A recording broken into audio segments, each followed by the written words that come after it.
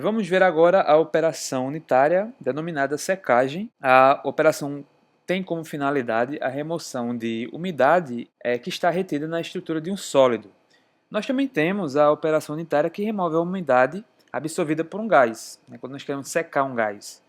E essa operação unitária ela se diferencia da secagem pelo fato de estar sendo realizada na fase gasosa e, portanto, ela é denominada desumidificação. Então, nós temos a operação de desumidificação, que se refere à remoção de umidade de uma massa de gás, e temos a operação de secagem, que tem a finalidade semelhante de remover a umidade, porém, umidade que está retida na estrutura de um sólido. Também é diferente da separação líquido-sólido, que nós conhecemos por filtração, decantação, centrifugação, etc. Porque neste caso da secagem especificamente, a umidade ela está na estrutura do sólido, ela está impregnada no sólido através de sua porosidade. Então nós vamos ver quais são os fatores que nós precisamos conhecer e estudar para que a operação unitária de secagem seja empregada de uma maneira produtiva e eficiente de acordo com as especificações do produto. Então nós temos um produto úmido, de fase sólida, e queremos que a umidade seja removida eficientemente até um certo valor. Precisamos entender esses quatro conceitos que estão relacionados com o comportamento que nós observamos geralmente na secagem. Todas as operações de secagem, nós vamos observar cada uma dessas situações que serão listadas. A gente inicia a secagem, a gente vai ficar de olho num parâmetro que é a taxa de secagem, taxa de remoção de umidade, e como ela é uma taxa, ela se refere à quantidade de umidade que eu removo do meu material a cada instante de tempo. Normalmente é dada em quilogramas de água por quilograma de material seco, que é o meu sólido, por hora. E no início da operação de secagem, quando nós temos o estado no regime permanente, nós observamos que há um período de secagem que ocorre com a taxa de remoção de umidade constante. Significa que nós vamos ter sempre a mesma velocidade de remoção da umidade durante um determinado período. Isso se explica pelo fato de nós termos um material a ser seco em contato com gás aquecido. Quando nós queremos secar esse material, nós utilizamos como meio secante, geralmente o ar, mas pode ser outro tipo de gás, a uma determinada temperatura e também com uma umidade controlada. Quando a gente escoa esse gás sobre o nosso material a ser seco, então o contato do material com o gás aquecido vai fazer com que a umidade saia do meu material sólido e migre para a fase gasosa. Então, no início, a superfície do material sólido ela possui uma quantidade de umidade maior do que no estágio mais avançado da operação. Então, basicamente, a umidade que nós observamos que está saindo do sólido, ela está saindo a partir da superfície. A superfície tem umidade, existe um contato entre um gás aquecido e essa superfície, e por causa da diferença de temperatura entre o gás e a superfície, e também pelo fato do gás ter uma umidade mais baixa, a gente cria uma diferença de concentrações, então a umidade vai migrar, ela vai passar da fase sólida para a fase gasosa. Então, durante um período, no início da secagem, isso explica o fato de nós termos uma taxa de secagem constante. Ela vai ser constante porque toda aquela umidade que está na superfície do sólido passa facilmente para a fase gasosa. E aí a gente atinge um teor de umidade crítico. O que seria o teor de umidade crítico? Bem, nós tínhamos a umidade sendo removida do meu sólido a partir da superfície dele. Só que, naturalmente, vai chegar um momento em que a quantidade de umidade na superfície se torna muito baixa, porque já foi seca aquela superfície. Então, a partir desse momento, a gente considera que praticamente toda a umidade que o sólido possui se encontra no interior da estrutura do sólido, afastada da superfície. Como essa umidade está afastada da superfície, a gente vai ter que considerar que para que ela possa passar do sólido para o gás secante, ela primeiro vai ter que percorrer um caminho do centro até a superfície do sólido. Então, isso retarda o processo de secagem, porque antes daquele processo em que a umidade está na superfície e é seca, a gente vai ter que esperar que a umidade percorra um caminho através dos poros desse sólido até que ele chegue na superfície e possa ser removida. Então, Quando o teor de umidade dita esse processo, nós dizemos que nós chegamos ao teor de umidade crítico. E aí nós vamos ter agora um período onde a taxa de secagem vai ocorrer a velocidades decrescentes, porque cada vez mais a velocidade de secagem vai diminuindo, já que essa umidade ela vai ter que percorrer um caminho através do sólido até que ele chegue na superfície. E aí esse período da taxa decrescente vai progredir, ela vai continuar até que se chegue na umidade final, a umidade de equilíbrio. Ela é a umidade de equilíbrio porque é o momento em que a umidade do sólido entra em equilíbrio com a quantidade de umidade da fase gasosa. E aí nós dizemos que esse é o menor teor de umidade possível naquela operação. Naturalmente, se o sólido e o gás entraram em equilíbrio com relação ao teor de umidade, não pode haver mais uma redução de umidade do sólido. Então, são essas 4 situações que nós procuramos entender nas amostras com as quais vamos trabalhar na secagem, para que a gente possa prever, por exemplo, a velocidade de secagem. Quanto tempo meu material vai ficar dentro do equipamento para que ele saia seco? Isso vai depender de cada uma dessas situações aqui. Esse gráfico mostra o teor de umidade do meu sólido. Ele é dado em massa de líquido, ou seja, geralmente é água, mas poderia ocorrer de ser outro tipo de solvente, dividido pela massa do sólido seco. É uma fração. E o tempo de secagem. Então nós temos aqui o período inicial. Antes de atingir a secagem propriamente dita, a gente tem um período de tempo em que minha operação de secagem vai chegar até o estado permanente, estado estacionário. Então, esse é o período inicial, o período de partida. Ele não influencia muito no processo, é o comecinho da operação. Quando a gente chega no estado permanente, aí sim nós temos aqui o período de taxa constante entre B e C. Então nós temos durante algum tempo a redução bastante acentuada da umidade. E quando a gente chega no ponto C, atingimos a umidade de equilíbrio. Então esse ponto no eixo Y representaria a umidade de equilíbrio. E daqui em diante nós teríamos a taxa de remoção de umidade a valores decrescentes. A gente pode ter uma visualização melhor por esse gráfico aqui. Ó.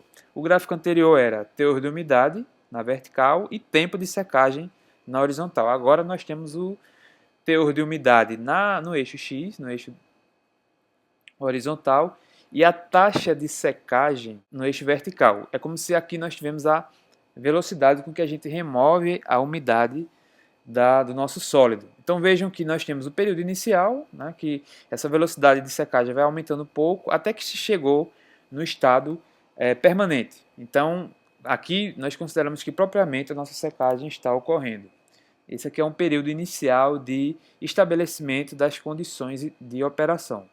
Então entre B e C, que nós tínhamos visto no gráfico anterior, esse trecho aqui, nós temos a taxa de secagem constante. Nesse período,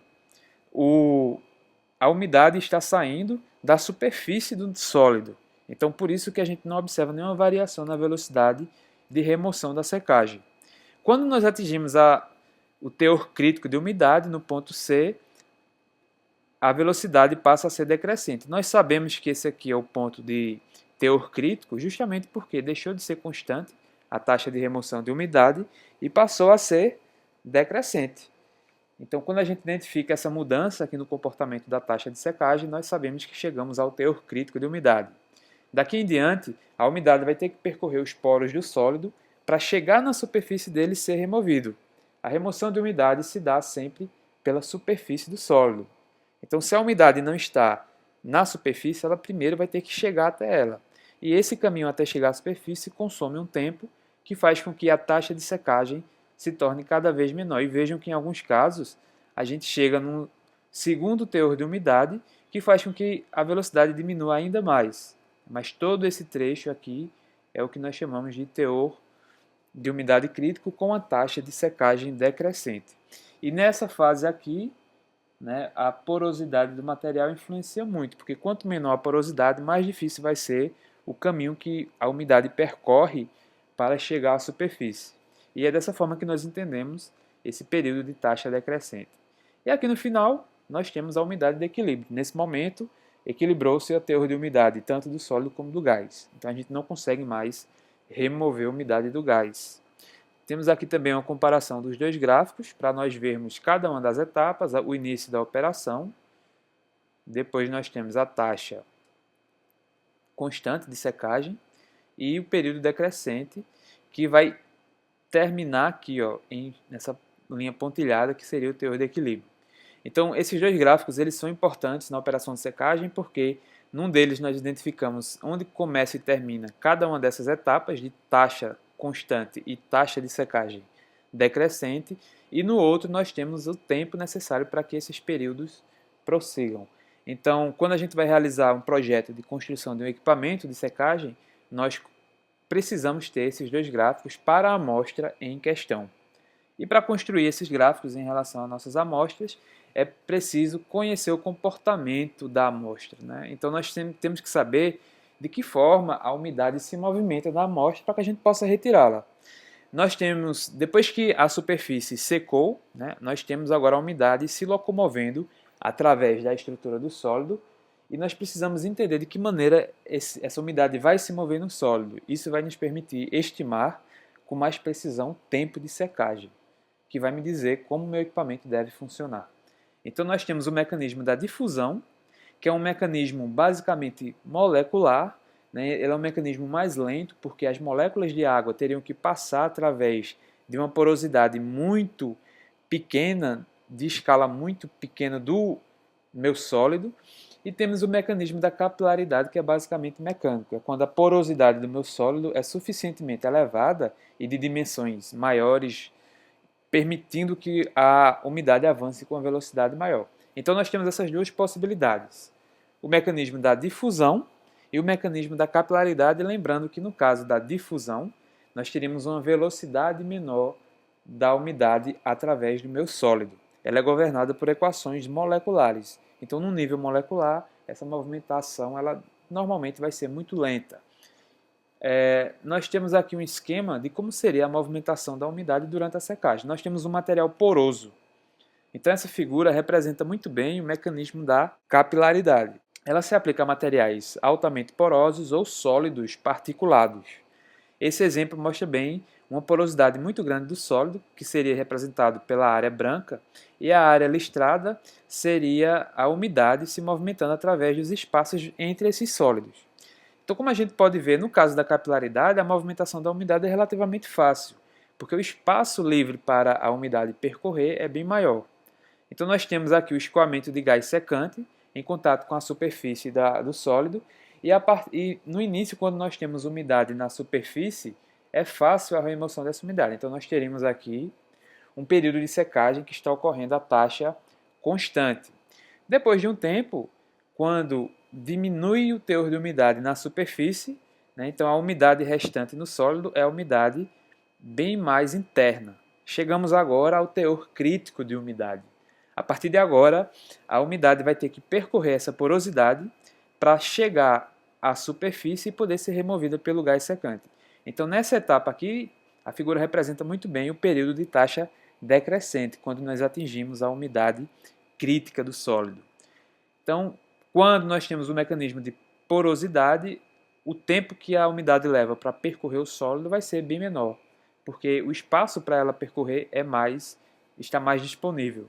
E aí, depois de um tempo, nós teríamos a estrutura seca, né? Vai haver uma umidade residual no sólido, mas ela vai depender da umidade do gás, porque vão se equilibrar as duas taxas de umidade, do gás e do sólido. Então, quando o teor de umidade do sólido se tornar igual ao teor de umidade do gás, naturalmente nós não vamos conseguir mais remover a umidade do sólido.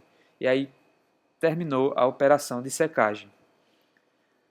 O teor de umidade crítico, aquele teor de umidade que nós observamos quando nós não temos mais umidade na superfície e vai ter que percorrer o sólido para ser removida, ela depende da estrutura do poro do sólido. Quanto mais poroso for o sólido e quanto maiores forem esses poros, mais tempo a gente demora para atingir a umidade crítica. Por quê? Porque a gente está removendo a umidade pela superfície, só que como esse sólido ele tem uma porosidade, ele tem espaços vazios em grande quantidade, a umidade consegue suprir a superfície rapidamente.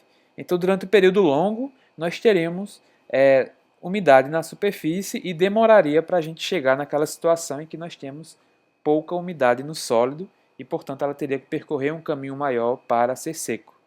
Então, a porosidade do sólido influencia bastante o teor de umidade crítico. Uma outra situação onde a porosidade seria baixa seria, por exemplo, sólidos fibrosos, como madeira, algum tipo de tecido, papel, né, onde a gente tem um sólido de estrutura fibrosa com porosidade baixa, né, substâncias orgânicas de forma gelatinosa ou suspensões muito concentradas e bastante densas. Esses exemplos que eu citei, eles seriam casos onde a remoção de umidade seria mais difícil e basicamente nós teremos um mecanismo de difusão através do sólido. Agora, sólidos particulados, sólidos esponjosos com grandes espaços vazios na sua estrutura representam situações onde é fácil remover a umidade através desses poros e essas estruturas elas vão influenciar bastante qual seria o teor de umidade crítico. Quando é fácil, quando a porosidade é elevada, então o teor de umidade crítico provavelmente vai ser baixo. Ou seja, a gente demora para atingir ele e a gente consegue remover uma grande parte da umidade na taxa de secagem constante. Quando a porosidade do sólido é baixa, ou quando ele é um sólido gelatinoso, ou quando ele é uma suspensão densa, então provavelmente a gente vai ter um teor de umidade elevado, porque a umidade demora a alcançar a superfície. Então rapidamente a gente seca a superfície e a maior parte da umidade vai ficar retida na estrutura do sólido. Então a gente tem como explicar a estrutura do sólido na influência que ele tem sobre o teor de umidade crítico. Outra coisa, a espessura da amostra. Obviamente que quanto maior a espessura da amostra, maior vai ser o caminho que a umidade tem que percorrer. Então, em muitos casos, quando é possível, a gente aplica uma camada de amostra no equipamento que seja suficiente para que a secagem ocorra conforme desejado. E a velocidade de secagem, ou seja, se eu seco a superfície muito rápido, isso significa que eu estou demandando uma quantidade de umidade muito alta naquela superfície. Então, quando o período de secagem constante é muito rápido, eu vou chegar na umidade crítica também muito rápido. Eu estou secando tão rápido a superfície que não dá tempo da umidade chegar até ela para eu manter aquela taxa de secagem constante. Então é importante controlar o escoamento do gás, a temperatura e a umidade dele, para que a gente alcance uma velocidade de secagem que permita uma taxa de secagem constante, aquela primeira etapa, né, da operação, bem mais demorada. Dessa forma, a gente consegue secar o sólido de maneira satisfatória, sem ter a parte mais trabalhosa logo cedo, que é a taxa de secagem decrescente. Então, para a gente demorar a chegar no teor de umidade crítico, a gente pode controlar a velocidade de secagem. Quanto mais tempo a gente demorar para secar a superfície, mais tempo a gente demora para chegar na umidade crítica. Aqui tem uma comparação, um gráfico, onde nós temos teor de umidade crítico alcançado numa amostra de areia que foi seca, né, sobre a passagem de ar quente sobre ela, e aqui a taxa de secagem constante. E são 3 curvas. Cada uma dessas curvas tem uma profundidade diferente. Nós aplicamos camada de areia no equipamento de secagem e cada uma dessas camadas tinha uma espessura diferente. Essa aqui teria a profundidade de 3 polegadas, 2 polegadas e 1 polegada. Então a gente já observa o seguinte: quanto maior a espessura da camada a ser seca, maior foi o teor de umidade crítico. Vamos pegar um valor fixo aqui, 0,4, por exemplo. 0,4 é quantos libras de água foram removidas por hora para cada pé quadrado de superfície de secagem. Então, quando eu tinha 0,4, eu observo que para um leito de 1 polegada, o valor de umidade crítica é aproximadamente 0,04. Quando aumenta-se o leito para 2 polegadas, já ficou um pouquinho próximo de 0,05. E quando a gente aumenta para 3 polegadas, já passa de 0,06. Então a gente vê claramente que quanto mais baixa é a curva, mais baixo vai ser o valor do teor de umidade crítico. Então isso mostra claramente que quando eu tenho um material muito espesso para ser seco, o teor de umidade crítico vai ser alcançado rapidamente. E dali por diante a secagem se torna mais difícil. E a gente observa também o seguinte: quando a taxa de secagem aumenta, a gente vê que a tendência desses pontos é formarem curvas inclinadas, com inclinação positiva. Então, quanto maior for o valor do eixo X, maior é o valor do eixo Y. É uma reta ascendente. Isso mostra o seguinte: quanto maior for o valor da taxa de secagem num período constante, maior também vai ser a umidade crítica. Ou seja, quanto mais rápido eu seco minha amostra no início, mais rápido eu chego no teor de umidade crítica, porque eu estou removendo umidade muito rápido. Isso faz com que aquela superfície seque também muito rápido. Então, são exemplificações de como aqueles 3 fatores mostrados anteriormente estão afetando a secagem do meu material.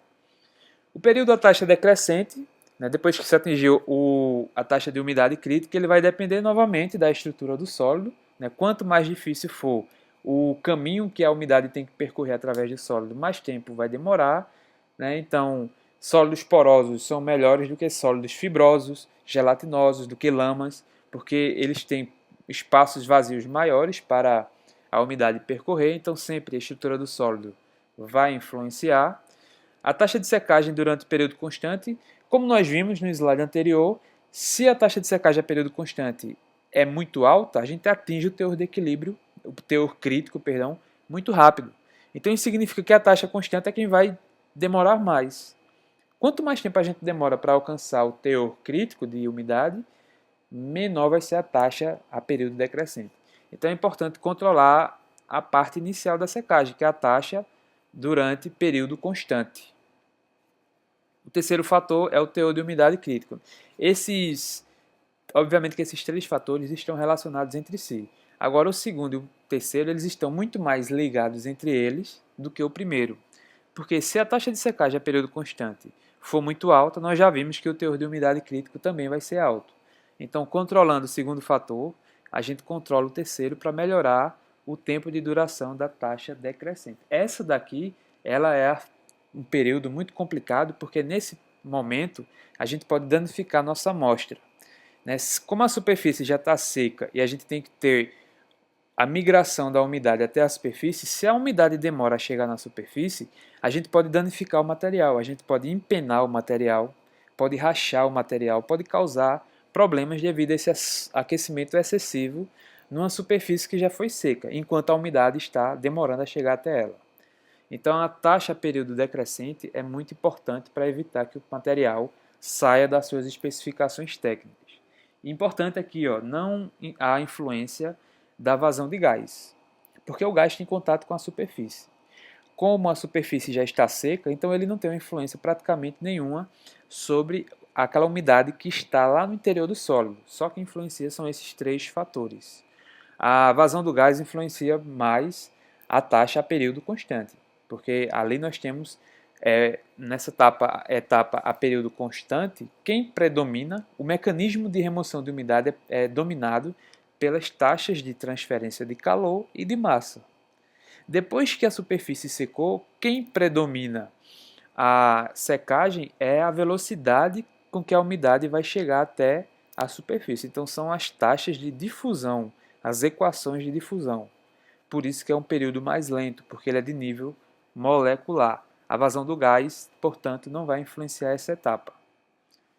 E o teor de umidade de equilíbrio, quando acabou a minha secagem, vai depender da estrutura do sólido, mais uma vez, naturalmente, né, pelos mesmos motivos anteriores. A temperatura do gás, nós podemos ter uma umidade muito baixa quando nós aumentamos a temperatura do gás. Então, para controlar a umidade de equilíbrio, já que o sólido e o gás vão ter umidades equilibradas, se eu quiser uma umidade muito baixa no meu sólido, eu tenho que ter uma umidade muito baixa no meu gás. A umidade do gás é quem vai dizer onde termina a minha umidade no sólido. Então a gente tem que controlar a temperatura do gás, porque consequentemente nós estaremos controlando a umidade do gás. Então são esses os fatores que vão influenciar a umidade de equilíbrio. Aqui nós temos um gráfico que mostra diversos materiais, de acordo com a numeração, nós temos aqui os exemplos, com a corrente de ar a 25 graus Celsius sendo utilizada para secar esses materiais. O que a gente observa aqui é a umidade relativa do gás e o teor de umidade dos sólidos, que é dado sempre em massa de água, dividido pela massa do sólido seco, isento de água. E aí a gente observa que vai ser a situação de equilíbrio. Então a gente vê o seguinte, um exemplo aqui seria, digamos, vou pegar aqui o número mais fácil de visualizar, o número 2, que é lã penteada. sendo seca com ar a 25 graus Celsius. Então, quando a umidade relativa do ar está, digamos, em 40%, a gente sobe aqui na curva, encontrou a curva 2, que é essa aqui, e a gente vai ver que a umidade de equilíbrio, o teor de água nessa lã, quando a umidade relativa do ar é de 40%, vai ser um valor de aproximadamente 0,1 de água para 1 de sólido seco, né? Seria o teor. A massa da água pela massa de sólido seco seria de 0,1, ou seja, seria 0,1 kg de massa de água para cada quilograma dessa lã seca. Se eu pegar aqui o sabão, que é a curva número 8, essa curva mais abaixo aqui, ó, para o mesmo gás a 40%, a gente chega aqui, a gente teria um teor de umidade no equilíbrio de aproximadamente 0,065 kg de água para cada quilograma de sabão. Então, essa curva ela é construída para nos dizer quanto a gente vai ter de umidade no nosso sólido quando atingimos o teor de umidade de equilíbrio. E ele, naturalmente, depende fortemente da umidade relativa do gás, já que vai haver um equilíbrio entre essas duas fases. Então, é dessa forma que a gente vai poder entender a nossa amostra para que a gente tenha uma operação de secagem eficiente. Nós precisamos conhecer cada um daqueles 4 fatores: o teor de umidade crítico, o teor de umidade de equilíbrio, a taxa de secagem constante e a taxa de secagem decrescente, que vai depender dos fatores estudados aqui. E dessa forma a gente pode projetar uma operação de secagem mais eficiente. Aqui nós temos alguns conceitos interessantes, né, em relação à nomenclatura que nós damos à umidade, né, em cada uma das etapas da secagem. Então nós temos a umidade de equilíbrio. Essa umidade de equilíbrio, nesse gráfico aqui, está sendo representada por esse quadrado menor aqui. Essa umidade não é mais removida do sólido, ela é a umidade de equilíbrio, é o valor mais baixo que a gente atinge. Qualquer umidade acima do valor de equilíbrio é chamada de umidade livre. A umidade livre é aquela umidade que a gente vai remover do sólido. Qualquer valor de umidade que seja maior do que a umidade de equilíbrio. Quando nós temos o nosso gás saturado, com 100% de umidade relativa, então nós temos a seguinte situação: uma umidade adicional que eu tenho nesse gás não vai mais causar nenhuma influência sobre as operações de secagem. Então a gente diz o seguinte, que quando a umidade relativa do gás é 100%, essa umidade é chamada de umidade ligada. Ela tem influência, qualquer valor abaixo de 100% vai ter influência sobre as operações de secagem. Qualquer valor acima de 100% de umidade relativa é chamada de umidade não ligada, porque ela não influencia nas operações de secagem. Certo? Então, essa curva ela vai nos dar essas nomenclaturas que são utilizadas na operação de secagem. Nós temos a umidade de equilíbrio, é a menor umidade que a gente atinge no sólido. Qualquer valor de umidade acima da umidade de equilíbrio é chamada de umidade livre, é a umidade que eu posso remover do meu sólido.